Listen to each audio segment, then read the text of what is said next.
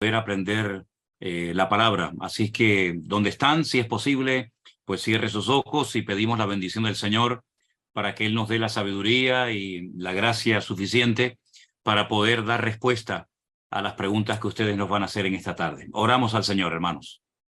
Bendito Padre Celestial, te damos muchísimas gracias, Dios mío, por este enorme privilegio que nos das en este día de poder tener este programa que queremos que sea de bendición y un instrumento útil en tus manos para que juntos podamos, en torno a tu palabra, en torno a tu presencia, aprender más de ti, de tu palabra.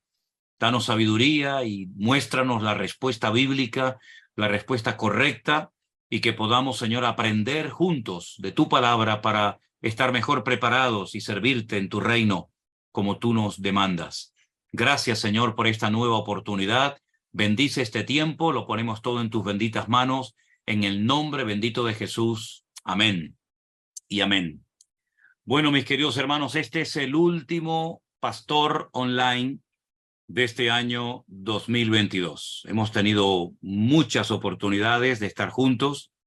Se han hecho probablemente centenares de preguntas, y creo que los que han querido aprender y crecer y madurar han tenido la oportunidad en fin, de conocer más del Señor y de su palabra, que es de lo que se trata en definitiva, ¿no? Antes de que ustedes me hagan preguntas, yo quisiera comentar que por otras vías, por otros medios, también me han llegado en estos últimos días muchas preguntas relacionadas con el tema de la Navidad. Si un cristiano puede o no celebrar la Navidad, si es correcto, si no es correcto. Bueno, yo creo que ya se ha dicho muchas veces todo lo relacionado con este tema en otros programas, en otras ocasiones. Y yo he dicho, y lo vuelvo a reiterar, que es un momento, este momento en estos días especialmente, no es ningún pecado, no es ninguna cosa mala el recordar. Lo podemos hacer en cualquier momento del año, ¿verdad? Pero en estos días recordar que nuestro Señor Jesucristo nació en Belén de Judea, cumpliendo así las Escrituras, no es ningún pecado, ni muchísimo menos. Repito, no necesariamente tenemos por qué única y exclusivamente recordar este acontecimiento extraordinario en diciembre. Ya digo, podemos recordarlo en cualquier momento, pero de una forma especial se recuerda su nacimiento en este mes de diciembre, aunque también ya hemos dicho en muchas ocasiones que históricamente está demostrado que el Señor Jesucristo no nació en el mes de diciembre. Pero bueno, eso sería lo de menos. Tampoco el 24 o 25 de diciembre fue su nacimiento.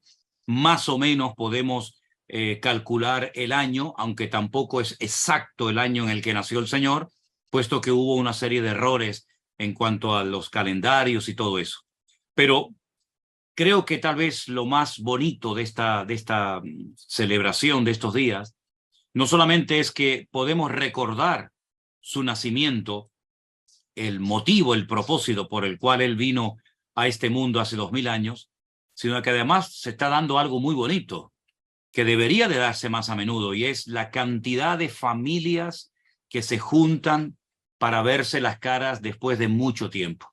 Hace unos días salió en televisión un dato de la Dirección General de Tráfico, la DGT, como se llama aquí en España, diciendo que en estas fechas iban a producir más de 18 millones de desplazamientos por carretera.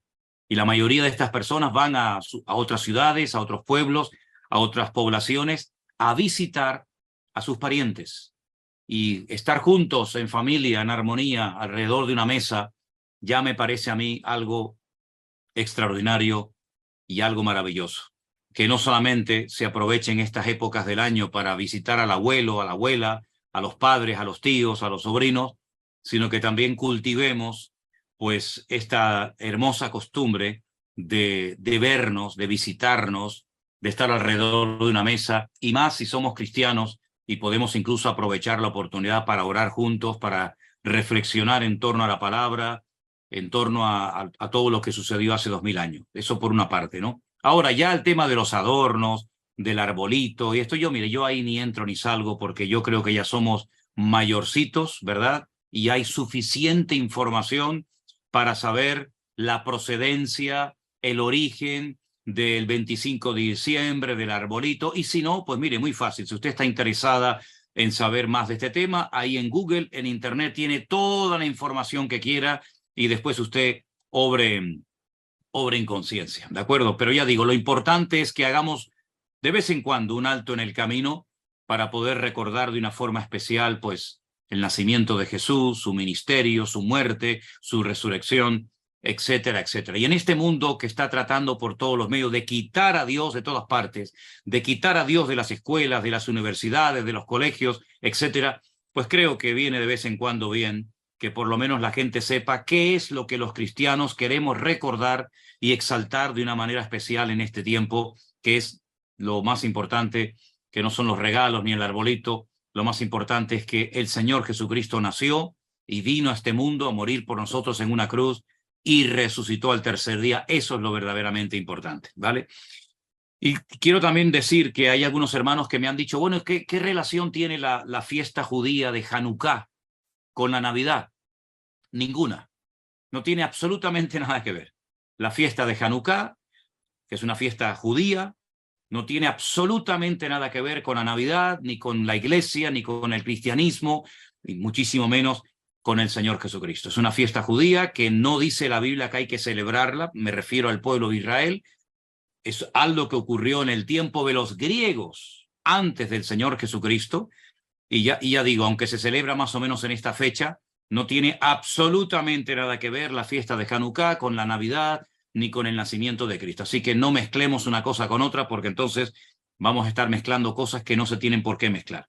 Yo sé que hay cristianos que quieren mezclar un poco de judaísmo y un poco de cristianismo y un poco de esto y un poco de aquello, pero si quieren saberlo, la fiesta de Hanukkah recuerda un acontecimiento que se llevó a cabo en el tiempo de los griegos, cuando el país estaba invadido y el templo había sido profanado por los griegos, ni siquiera en el tiempo de los romanos.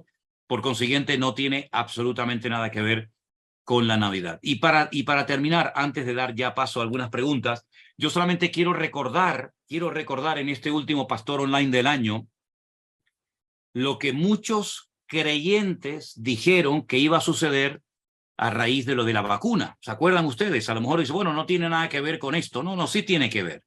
Sí tiene que ver, porque hay muchos que dijeron auténticas locuras, auténticos disparates, y se los quiero recordar.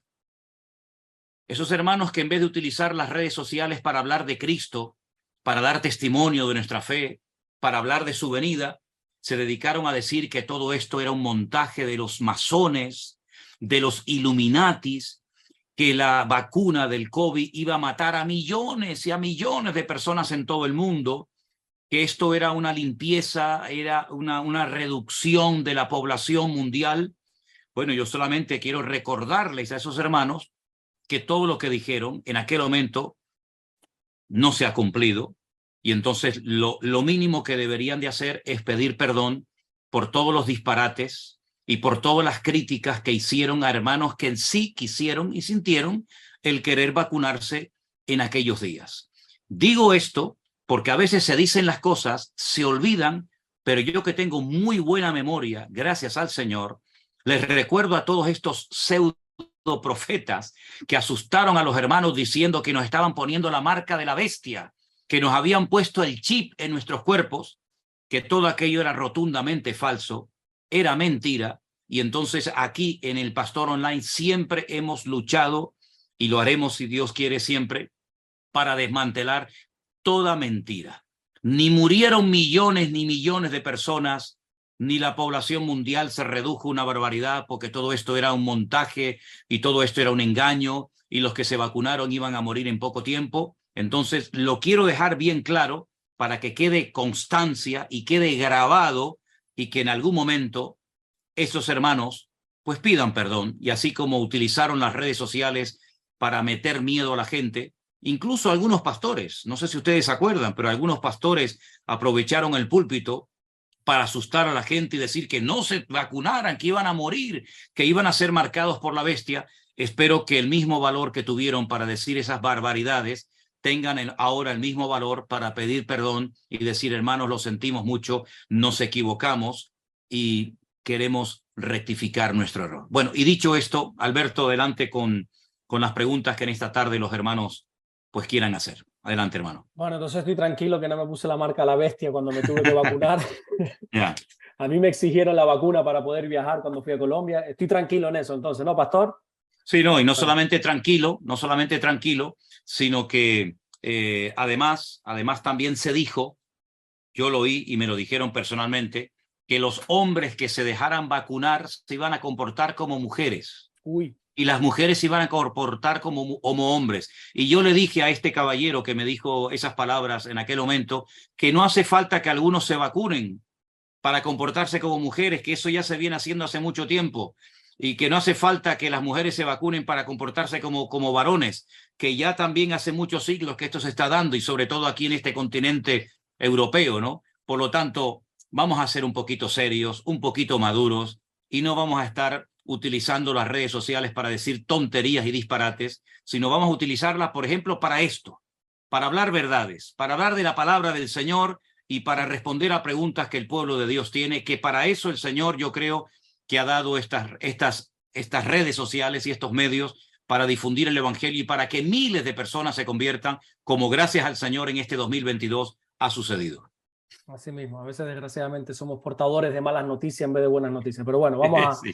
vamos a lo que nos interesa, son estas preguntas. Nuestra hermana Fania Karina va a ser la primera en preguntar, así que quita el micrófono si puede ser y cuando quiera. Sí, buenas tardes, Dios los bendiga. Gracias, pastor. Estoy desde Florida, Miami, y tengo dos preguntas. La primera es cuando en Números 12:1 dice, María y Aarón hablaron contra Moisés a causa de la mujer cusita que había tomado, porque había tomado mujer cusita. ¿Se refiere a Sípora? Vamos a ver, la esposa de Moisés era de origen africano, era de piel negra, ¿sí? Y el nombre de la esposa de Moisés aparece en los Ajá. primeros libros de la Biblia. Y esa es la mujer que recibió críticas por parte de sus hermanos porque no consideraban que era lo suficientemente digna como para estar casada con su hermano, el varón de Dios. No, entonces Cusitas, esta cusita es sí, Sípora. Etiopía. El país de Cus es el actual país de Etiopía hoy en día. Ok, perfecto, gracias. La segunda es rapidito, Lucas 16. Está hablando de la parábola del mayordomo infiel, del 8 al 9, cuando dice, y alabó el mayordomo malo, perdón, y alabó el amo al mayordomo malo por haber hecho sagazmente. Él venía haciendo trampa porque alteró usted se la conoce, alteró Sí, sí, los los, datos. Entonces sí. después dice, porque los hijos de este siglo son más sagaces en el trato con sus semejantes que con los hijos de luz. Los hijos de luz se refiere a los hijos de Dios, ¿verdad? Claro. Ajá, entonces después dice, y yo os digo, ganad amigos por medio de las riquezas injustas, para que cuando éstas falten, os reciban en las moradas eternas. Moradas eternas, ¿a qué se refiere? ¿Al cielo? La presencia de Dios, claro, la eternidad. Pero entonces, ganar amigos por medio de las riquezas injustas no estaría bien. Entonces, para cuando éstas falten, cuando ya no las tengas, puedas ir al cielo. Sí, parece que la parábola nos incita a ser tramposos, ¿no? Ajá. No, aquí lo que se está exaltando y lo que se está tratando de poner en valor es el hecho de que tenemos que utilizar la cabeza, incluso hasta los inconversos. El Señor les dice, mira, vamos a ver, ustedes no son hijos de luz, ustedes son hijos de las tinieblas. Si Uh-huh. ustedes han ganado dinero y ustedes han hecho fortuna y han emprendido empresas y han hecho negocios a través de vuestros negocios, incluso a veces utilizando la injusticia, utilizando cosas erróneas, lo que tienen que hacer, así como han sido listos y astutos para hacer estos negocios y ganar dinero, tengan la misma destreza para hacerse buenas amistades. No sea que cuando les falten las riquezas y el dinero, ustedes se vean sin amigos, sin riquezas, sin recursos y sin nada en la vida.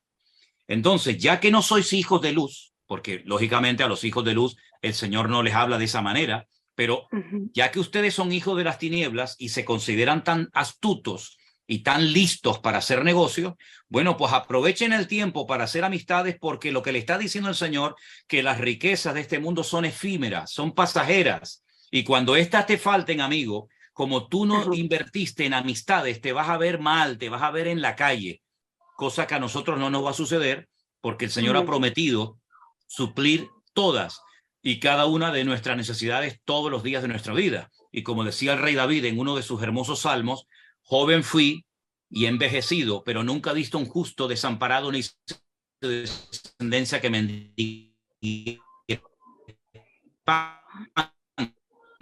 Pastor, perdone, se le está yendo el audio y se le congeló la imagen. Pero eso es a nosotros. Pero a ustedes, ya que cuando esta falta, ustedes tienen algo a lo cual agarrarse, ya que no tienen a Dios en vuestras vidas. ¿Sí? Amén. ¿Te llegó Amén, la respuesta amén. a mi hermana Fabiana? Sí. Fania, Sí, perdón. Fania. Sí, gracias, pastor. Fue una bendición que también tuve la oportunidad.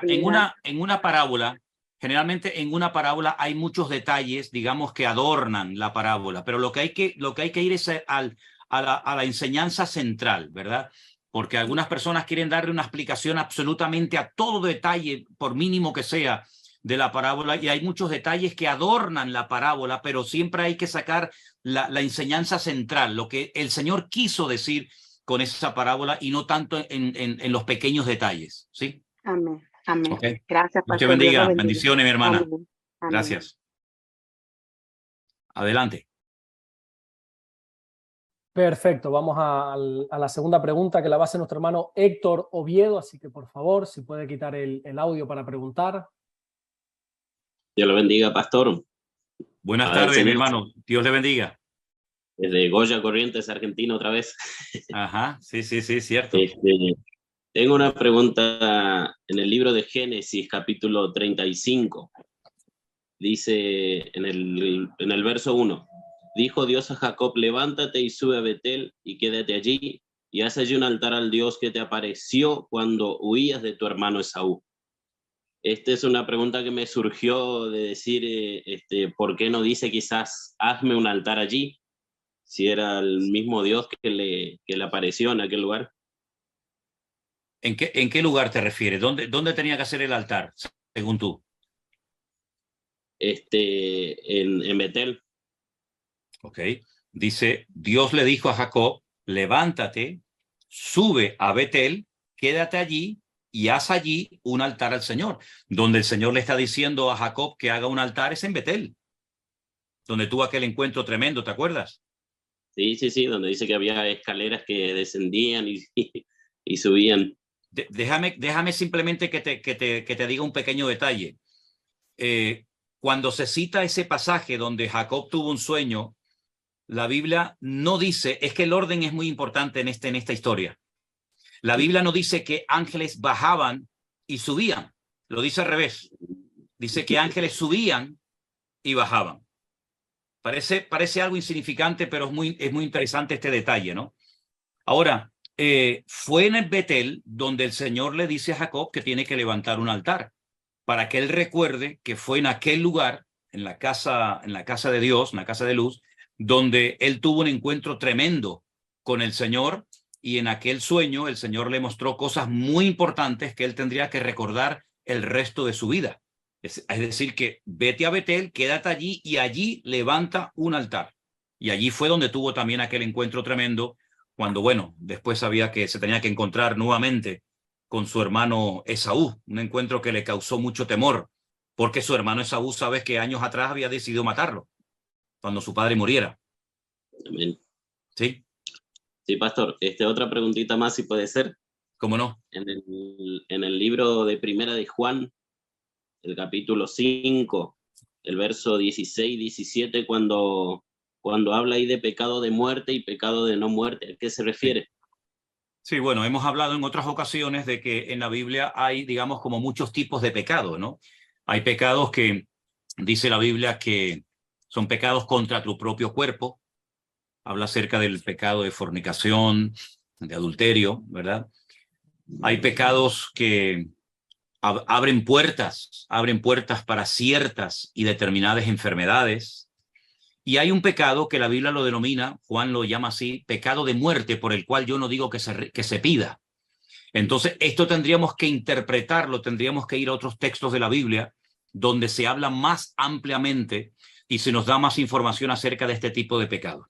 Esto tiene que ver con lo que Jesús enseña en los evangelios, la blasfemia contra el Espíritu Santo o el pecado contra el Espíritu Santo, que está, creo que, muy bien explicado en la carta a los hebreos, ¿verdad? El que pisoteare la sangre de Cristo, el que después de haber gustado el don celestial y fue iluminado por el Señor, vuelve atrás, etcétera, etcétera, ¿verdad?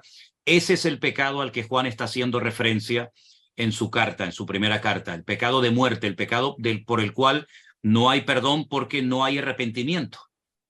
Esa es una de las características que experimenta la persona que ha cometido este pecado, que no se arrepiente, que no pide perdón.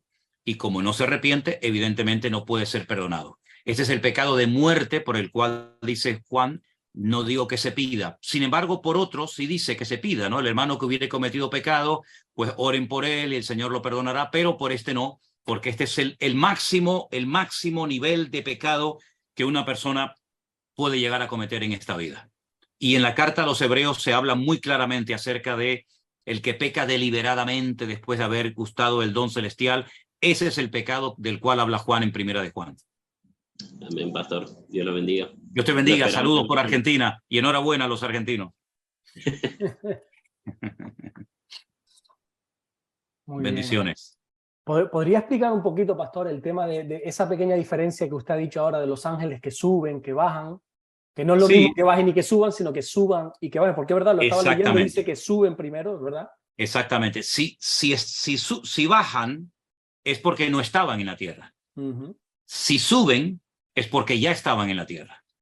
Es decir, en la vida de Jacob hay muchas características típicas de la vida de él, ¿no? Es una vida de mucho sufrimiento, una vida dura, una vida muy difícil. No fue como la vida de su padre Isaac, que prácticamente se lo encontró todo hecho. Jacob es el hombre que está peleando prácticamente desde el vientre de su madre. Fíjate, Alberto, que cuando llega a Egipto y el faraón le dice, ¿cuántos años tienes? Y le dice, tengo pocos y malos. Y habla de 147 años. En la vida de Jacob, los ángeles parece que lo perseguían a todas partes, ¿no? En la vida de Jacob, los ángeles están de una forma muy notoria. Entonces, Jacob tiene que entender que esos ángeles ya estaban allí y lo único que hacen es que suben y luego a continuación bajan. Es decir, como para decirle, la protección de Dios no se ha ido de tu vida. No es que tiene que bajar la bendición porque no la tienes, sino que como la tienes, esa bendición ya la tienes, y entonces el hecho de que suben y bajan, hablan de que la protección de Dios siempre estuvo con él, desde pequeño hasta el final de sus días, ¿no? Hay un hotel en Israel, en Jerusalén concretamente, donde nos hemos quedado esta última vez que fuimos con los grupos, que en la puerta del hotel, en la puerta del hotel, hay una figura que se ve, es todo en bronce, ¿no? Hay un hombre tumbado, durmiendo, y hay una escalera por donde se ven ángeles que suben y bajan, y esa escalera tiene la forma del ADN del ser humano. Sabes que el ADN tiene una forma, sí. Y entonces aparece el ADN y por ese ADN suben y bajan ángeles. Es algo muy interesante todo esto, ¿no? Qué bonito. No me había percatado nunca de ese detalle. Sí. Sí. Bueno, vamos con la siguiente pregunta. La va a hacer nuestra hermana Julia, que le voy a pedir que quite el micrófono, por favor. Buenos días, pastor. Le estoy dando buenos días porque estoy desde Portland, Oregon. Ajá. Solamente me siento muy emocionada y muy bendecida de poder hablar con usted. También quiero que sepa que hay muchos aquí en Oregon que lo seguimos y se sienten bendecidos de poder estarlo hablando con usted hoy. Gloria a Dios. Pues no sabía que había hermanos allí en Oregon que nos estaban siguiendo. Dios les bendiga y saludos de mi parte. Muchísimos, pastor. Hay muchísimos que todos hablamos de usted cuando queremos preguntas. Ya sabemos a dónde ir para encontrar la respuesta. Muchas gracias por bendecirnos y bendecimos su vida porque el Señor lo ha usado bastante en todos los que hemos oído, pero sobre todo en mí. El Señor ha sido muy bueno. en usarlo a usted para mi vida. Yo tengo muy poco tiempo de cristiana. Ajá. Y el Señor fue muy misericordioso conmigo. Gloria y ojalá a Dios, un día venga, ojalá un día venga aquí a Portland. Bueno, cuando Dios quiera, hermana, cuando Dios quiera. Tengo mucha familia en Veracruz, México, y también todos por allá lo escuchan, y tengo una hija de 30 años que quiere ir a Jerusalén y su sueño es ir un día con usted. Lo tenemos planeado para dentro de 2 años. Gloria a Dios, qué bueno. Bueno, si Dios quiere y estamos aquí en esas fechas, intentaremos ir juntos. Primero Dios. Amén. Bueno, pastor, mi pregunta, yo fui católica y siempre los católicos se han agarrado del versículo de Mateo 16, 16, donde dice que las llaves. Tú eres Pedro, y dice, entonces le respondió Jesús: bienaventurado eres Simón, hijo de Jonás, porque no te lo reveló carne ni sangre, sino mi Padre que está en los cielos. Yo también te digo que tú eres Pedro, y sobre esta roca edificaré mi iglesia, y las puertas del Hades no prevalecerán contra ella, y a ti te daré las llaves del reino de los cielos. Entonces, siempre nos dicen que ellos tienen las llaves y que ellos son la iglesia católica, son la iglesia que Jesús fundó. Y mi pregunta es, ¿por qué ellos siempre han dicho eso? Porque la verdad no entiendo muy bien este texto. Okay. De que dice.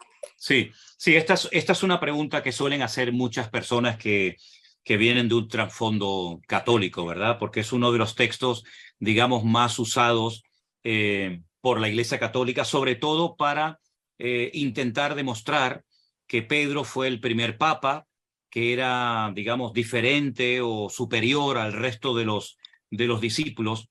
Incluso hay en la ciudad de Capernaum, en Galilea, allí en Israel, hay una estatua de Pedro muy grande, donde se le ve en una mano con el cayado de pastor y en la otra mano con unas llaves. Y yo siempre le digo a los hermanos que cuando vean por ahí por el mundo una estatua de una persona que tiene en una mano las llaves y en la otra mano una especie como de bastón gigante, el cayado del pastor, pues es una figura que hace referencia a la vida de Pedro. Ahora bien, el Nuevo Testamento se escribió en griego. Nosotros no tenemos el Nuevo Testamento en griego, sino que tenemos una traducción de ese idioma, la tenemos en español, ¿verdad? Por lo tanto, hay muchas cosas que en español no se aprecian porque, bueno, tenemos una traducción que no es una mala traducción, pero lógicamente en el idioma original pues se captan, se pueden entender una serie de cosas que leyendo la versión en castellano, sea cual sea la versión, no se aprecia. Ahora bien, el Señor Jesucristo está en una ciudad llamada Cesarea de Filipo, bien al norte de Israel, y allí les lanza una pregunta a todos sus discípulos. La pregunta es, ¿quién dicen los hombres que soy yo? Esa fue la pregunta. Ninguno de los discípulos respondió a esa pregunta, ni siquiera Juan, el discípulo amado, ni Santiago, ni Tomás. Solamente Pedro dijo, tú eres para mí el Hijo del Dios viviente, ¿verdad? Vale, el Cristo, el Mesías, el Hijo del Dios viviente. Automáticamente, el Señor Jesucristo, en el verso 17, le dice, bienaventurado, es decir, ha sido el único del grupo de 12 discípulos que ha dado una respuesta exacta. Ahora, la respuesta que has dado no la aprendiste en la escuela, no te la enseñaron en ninguna sinagoga, ni siquiera tus papás en casa, sino que ha sido una revelación de mi Padre. Fíjate que el Señor le dice, esto que has dicho te lo reveló mi Padre, ni sangre ni carne, sino te lo ha revelado mi Padre que está en los cielos. Bien. Una vez que deja bien claro que ha sido una revelación, él ha hablado por inspiración del Espíritu Santo, sin lugar a dudas, a este hombre, a Pedro, le dice, yo también te digo que tú eres Pedro y sobre esta roca edificaré mi iglesia y las puertas del Hades no prevalecerán contra ella. La palabra Pedro y la palabra roca en griego es muy parecida. Muy parecida. Una es la palabra Petros y otra es la palabra Petra. Fíjate lo parecido que es Petra, Petros. Vamos a leerlo de la siguiente manera. Yo te digo que tú eres Pedro, y sobre esta declaración, que es una auténtica roca, un fundamento tremendo, sobre esto que acabas de declarar, sobre esto que acabas de decir, yo edificaré mi iglesia. Es decir, el Señor no le está diciendo a Pedro que el fundamento de la iglesia va a ser él, porque sería una contradicción si vamos a 1 de Corintios, cuando Pablo dice, hermanos, yo sembré, Apolos regó, pero el crecimiento lo ha dado Dios. Y cada uno tiene que mirar cómo sobreedifica. Pero el fundamento, dijo el Señor, es Cristo. Entonces, ¿quién es el fundamento? ¿Pedro o Cristo? El fundamento, la base de la iglesia es Cristo. Pero sin embargo, aquí parece que el Señor le está diciendo a Pedro que él es el fundamento. No, no, no. Tú eres una piedra, Pedro. Tú eres una piedra. Por tu carácter, por tu personalidad, etcétera, etcétera. Y sobre esta roca, sobre esta tremenda declaración que tú acabas de hacer, de que yo soy el Mesías, el Cristo, el Hijo del Dios viviente, sobre esa declaración yo edificaré mi iglesia. Eso tiene que quedar claro, que el fundamento de la iglesia no es un hombre, es Cristo, es la roca, la que le da estabilidad a nuestra vida. Pero es que hay más. Le dice, y a ti te daré las llaves del reino. Bueno, la pregunta es, como hemos dicho en otras ocasiones, unas llaves, ¿para qué sirven? Para dos cosas, o para abrir una puerta o para cerrar una puerta. No tiene otra finalidad. Ya sé que con una llave podemos hacer a lo mejor otras cosas como clavar un clavo en la pared o tocar a la puerta, pero realmente las llaves son para abrir o para cerrar una puerta. Ok, entonces le está diciendo, yo te voy a dar a ti el privilegio, la bendición, el ministerio de poder abrir la puerta del reino de los cielos para que otras personas que no forman parte hoy en día de ese reino puedan formar parte del reino. ¿Cuándo pasó eso? Bueno, tú sabes, mi querida hermana Julia, que cuando el apóstol Pedro fue a la casa de aquel centurión romano llamado Cornelio, en otra ciudad que se llama Cesarea, la marítima, él allí en la casa de Cornelio predicó por primera vez el evangelio a gente gentil, es decir, gente que no eran del pueblo de Israel, gente que no eran judíos. Y Pedro dice, ustedes saben cuán abominable es para un judío entrar a la casa de un gentil. Y él allí entendió que el Señor también había escogido y llamado a los gentiles para conocer al evangelio como ellos lo habían conocido. Cuando él sube a Jerusalén, le dicen, oye, ¿qué has hecho, Pedro? ¿Cómo se te ha ocurrido a ti entrar y predicarle a unos romanos, a unos gentiles? Y él dice, el Señor me enseñó en aquella visión que había tenido en Jope, que no llame más nunca inmundo a nadie, sino que ahora todos somos iguales delante del Señor y él quiere que tanto judíos como no judíos o gentiles se conviertan a Cristo. Es decir, eso es lo que significa a ti te daré las llaves del reino. Es decir, tú serás el primero en la historia, no Pablo, sino tú serás el primero en la historia que abrirá la puerta para que los gentiles escuchen el evangelio y puedan convertirse. Eso es lo que significa, ni más ni menos. Lamentablemente, Pedro no quiso seguir con ese ministerio a los gentiles, puesto que años más tarde, cuando sube Pablo a Jerusalén, le dice, así como el Señor te ha dado a ti el ministerio de la incircuncisión, es decir, alcanzar a gentiles, a nosotros nos ha dado el evangelio de la circuncisión, es decir, alcanzar a judíos, lo cual no es cierto. Hay solamente un evangelio. No hay un evangelio para judíos y otro para no judíos. Hay un solo evangelio.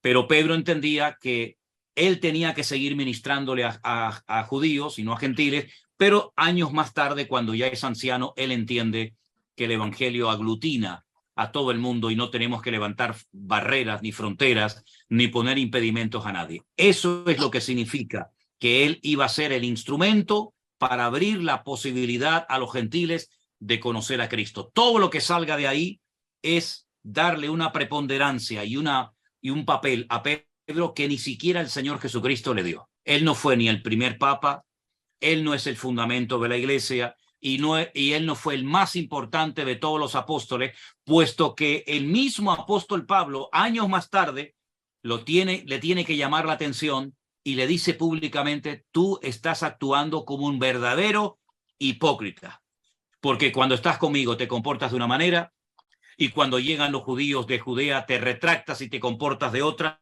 y lo que estás haciendo no está bien.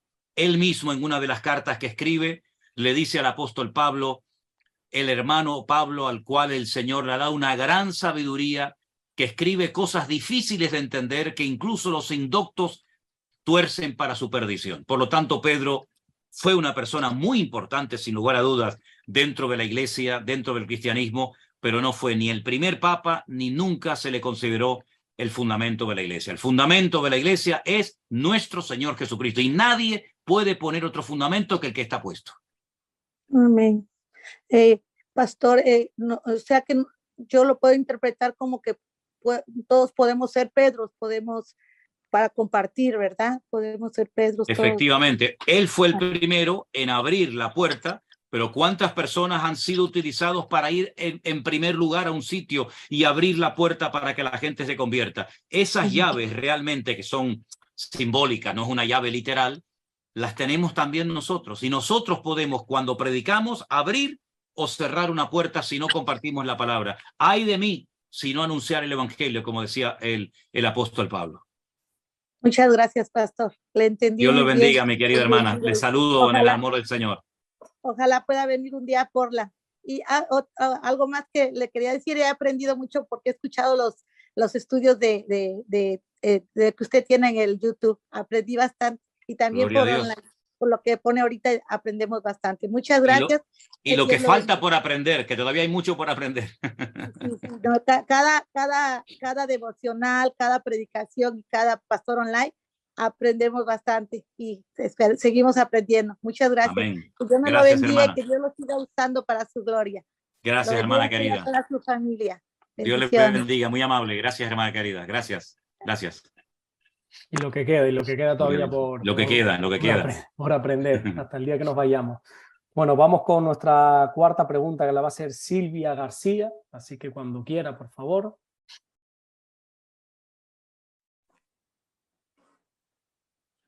Ya está.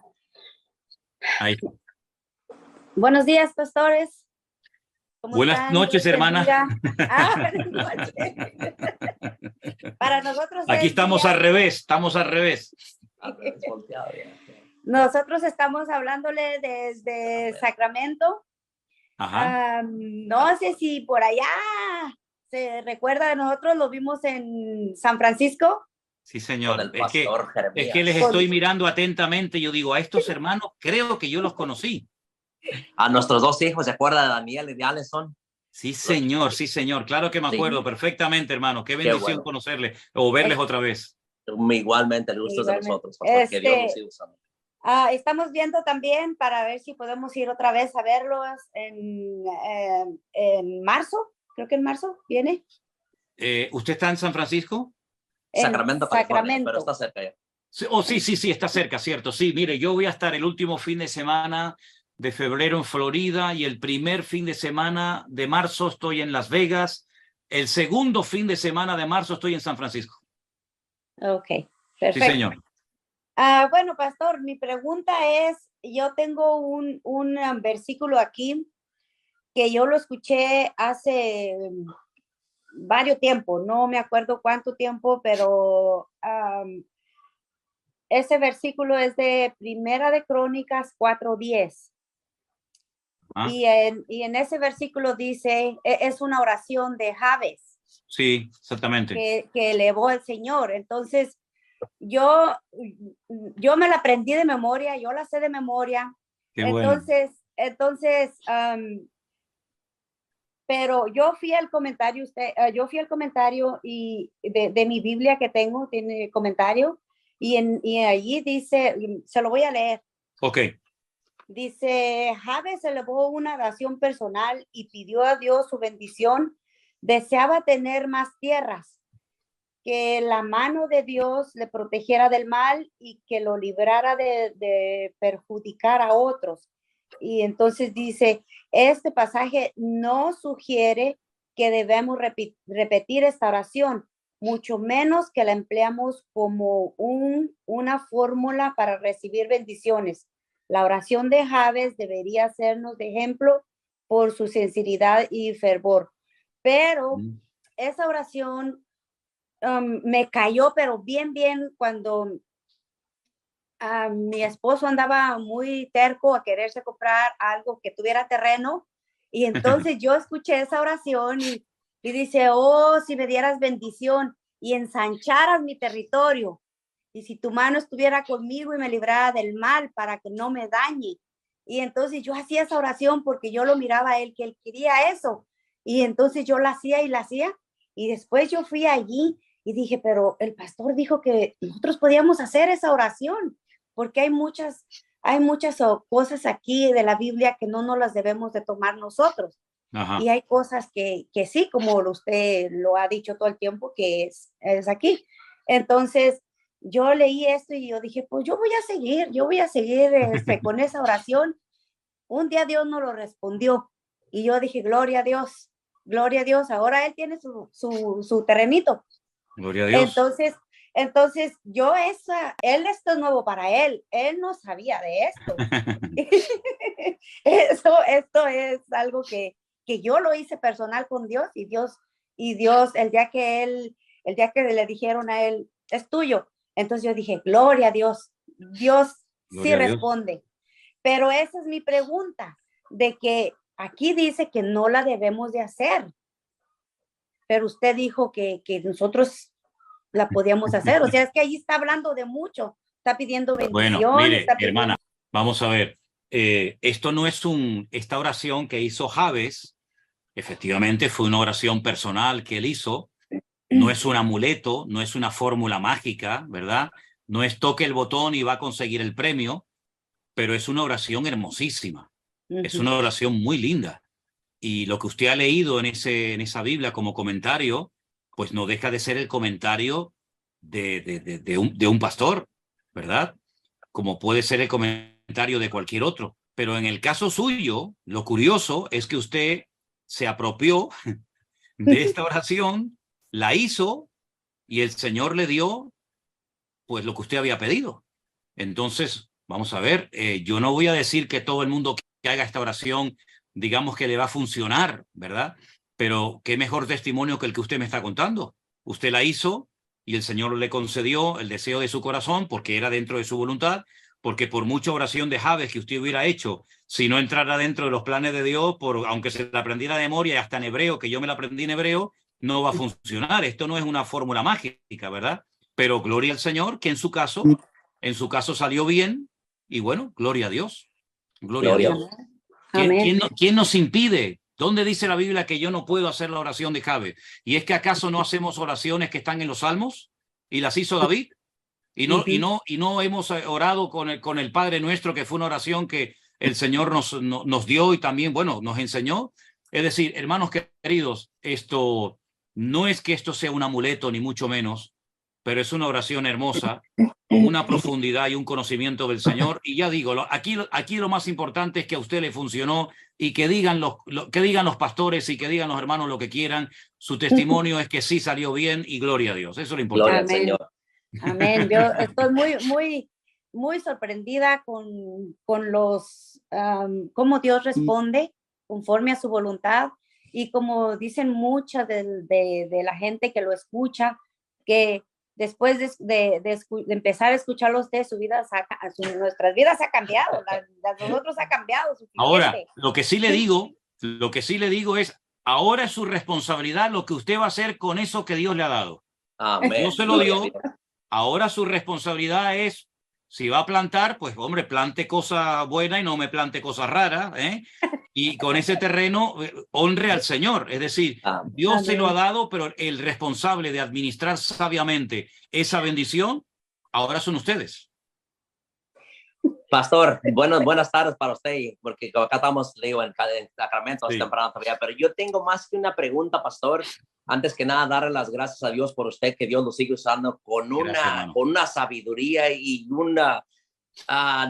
como si dijera, un desenvolvimiento de la palabra de Dios que hasta hoy, desde hace, como dice usted, bendita pandemia. Mucha gente dice maldita pandemia, pero digo yo, bendita pandemia que vino, y gracias a eso que teníamos más tiempo y estuvimos en la casa buscando a ver un pastor que se apegara a la palabra de Dios, y como dice usted, que no se aparte ni un milímetro de lo que es la Biblia. Así es. Y gracias a Dios, Dios lo puso en nuestro camino, ¿no? En nuestras vidas a través del internet, y ya tuvimos el gusto de conocerlo, ¿no? Amén.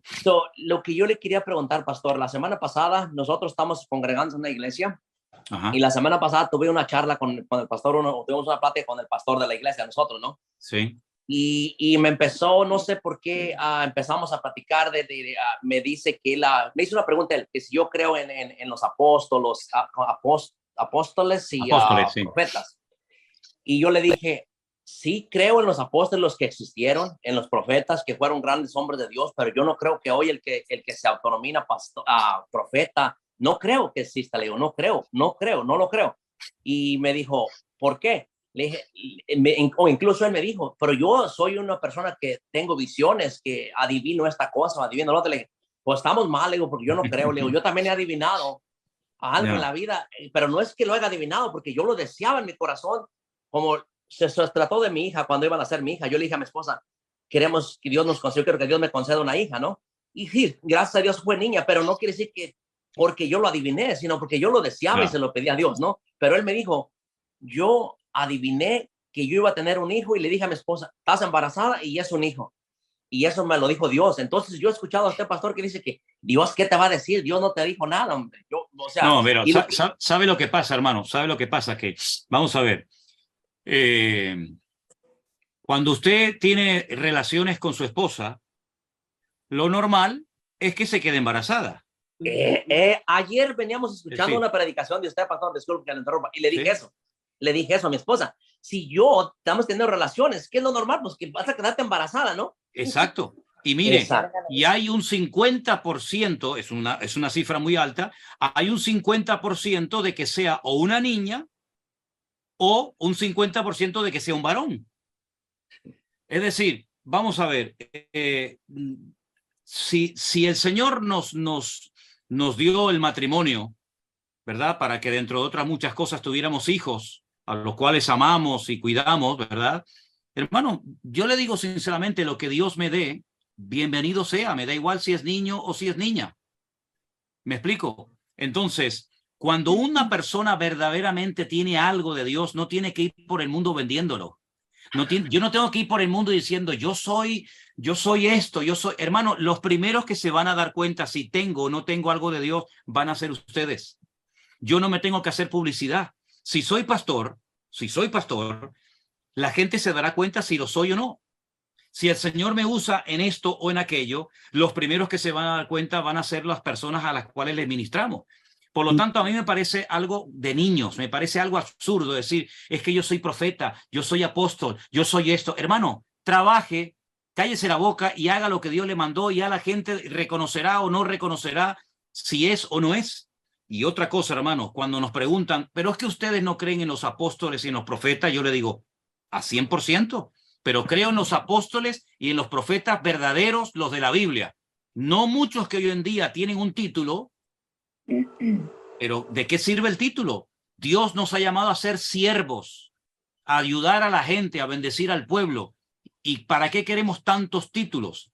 Yo sé que hay muchos hoy en día que les gusta presentarse como apóstoles, que les gusta presentarse como profetas, pero hermanos, Dios nos ha llamado a servir, independientemente del título que tengamos o dejemos de tener. Yo pienso que lo más importante no es eso, ni tenemos que defender nuestro puesto, ni nuestro rango, como en el ejército, sino que la gente va a darse cuenta de lo que Dios me ha dado y de lo que Dios no me ha dado. Eso es lo verdaderamente importante. Amén. Muchas gracias, pastor. Y sí, porque le digo, estamos a punto de buscar otra, como dice usted, si no está en una iglesia donde no predican la sana doctrina, ábranse a un lado. Y ayer lo veníamos comentando con mi esposa, entonces estamos a punto pidiéndole a Dios primero que nos ilumine a un lugar donde de verdad se predique la sana doctrina. Hermano, yo anhelo, no sé si en algún momento lo veré, no lo sé, pero yo anhelo que así como entró la moda, porque fue una auténtica moda, un boom, de apóstoles por todos lados y profetas por todos los lados. Yo espero algún día ver que entre, en el buen sentido de la palabra, la moda de siervos de Dios, de esclavos de Jesucristo, de gente que dé su vida por amor a la obra y por amor a la gente. A ver si algún día nos presentamos como todos, como soy siervo de Jesucristo, esclavo de Jesucristo, que creo que es más correcto hoy en día. Sí. Y nomás un último comentario, pastor, porque quiero estar bien seguro en esto. Lo que él me dio a entender, pastor, que él quiere, el pastor de la iglesia donde estamos congregados ahorita temporalmente, que él quiere tener una iglesia grande para recibir un salario de $10,000, $20,000 al mes. Entonces ahí básicamente yo le dije a mi esposa, yo me desilusioné completamente. Le dije, yo me desilusioné, le digo, porque yo no esperaba eso del pastor, que nunca habíamos tenido una charla así como estamos ahorita con usted, ¿no? Sí, siempre lo conocíamos en el púlpito, pero cuando me dijo eso, yo me desilusioné completamente. Hermano, si el objetivo de tener una iglesia grande es tener un sueldo, una remuneración grande, ya empezamos mal, porque el día que este pastor, si Dios le da 20,000 personas o 50,000 personas, tendrá un sueldo. Vamos a ver, es que todo va en proporción. Yo no puedo anhelar tener una iglesia grande para tener un sueldo grande. Amén. Es que me parece un enfoque incorrecto. Exactamente, eso es lo que yo veo. Yo tendré lo que Dios quiera y el Señor me dará lo que Él me quiera dar. Tenga una iglesia grande o tenga una iglesia pequeña. La iglesia, si le sirve de ejemplo, la iglesia a mí me sigue dando la misma ayuda de hace 21 años, cuando éramos 6 miembros. Cuando éramos 6 miembros y no había la iglesia virtual, ni teníamos nada en las redes sociales, estipuló darme una ayuda mensual que es exactamente la misma que yo recibo 20 años más tarde. La Biblia dice que jamás ha visto puesto desamparado. Entonces, pastor, gloria a Dios y siga haciéndolo como hasta hoy lo ha venido haciendo. Que Dios me lo bendiga, pastor. Gracias, hermano querido. Que Dios guarde nuestros corazones, porque la raíz de todos los males es el amor al dinero. Y ese versículo no se lo dijo Pablo a un inconverso. Ese versículo se lo dijo Pablo a un pastor llamado Timoteo. Okay. Que Dios nos bendiga. Un abrazo, hermano. Dios les bendiga. Gracias, pastor. Que Dios lo bendiga. Gracias. Hasta pronto, si Dios quiere. Hasta pronto. Dios, nos daremos amén. pronto. Amén. Gloria a Dios. Estaba leyendo en lo que ustedes estaban hablando, cómo Pablo se presentaba a los romanos en el versículo 1, dice Pablo, siervo de Jesucristo. Luego a Tito también le dice Pablo, siervo de Dios. Santiago cuando se presenta dice Santiago, siervo de Dios. Pedro también dice Pedro, siervo de Dios. Se presentaban como siervo. Hoy nosotros nos encantan los títulos, ¿no? Apóstol. Bueno. Y después de haber hecho todo lo que les correspondía hacer, consideraros siervos inútiles. Así mismo, de verdad que sí, pero bueno. Ese es el mejor título que podemos tener, el de siervo de Jesucristo. Sí, así mismo. Alberto, vamos terminando, querido hermano. Vale, pues con la última pregunta, si le parece, con Yolanda Hernández, así que le voy a pedir que quite el silenciador del micrófono para poder preguntar, nuestra hermana Yolanda. Adelante, hermana Yolanda. No, ahí tiene el micrófono todavía, dele al botoncito de... Ahí está, a ver. Habla, hermanita, a ver si lo oímos. No, todavía lo tiene silenciado. Tiene ahí un dibujito de un micrófono, creo que abajo a la izquierda, un micrófono chiquitito. Pínchelo ahí. No. Todavía no hemos aprendido a leer los labios. Hermana Yolanda, inténtelo una vez más. En la parte de abajo tiene usted un dibujito de una camarita. Ahora sí. Ahora, gloria a Dios. No toque nada más, déjelo así. Es la primera vez que entro, entonces con mis 70 años pues estoy aprendiendo. Gloria a Dios. Gloria Oiga, a Dios. pastor, bueno, yo tendría muchísimas preguntas, pero sobre todo quiero dar mi testimonio. Yo tuve un tumor en la hipófisis, en el cerebro.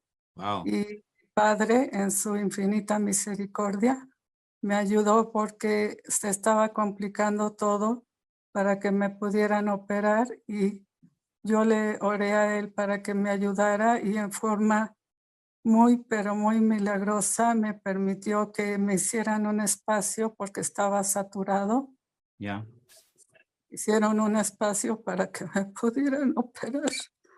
Y gracias a él, Gloria a Dios. Qué tremendo testimonio, hermana. Qué bendición. Y desde entonces yo lo he buscado más.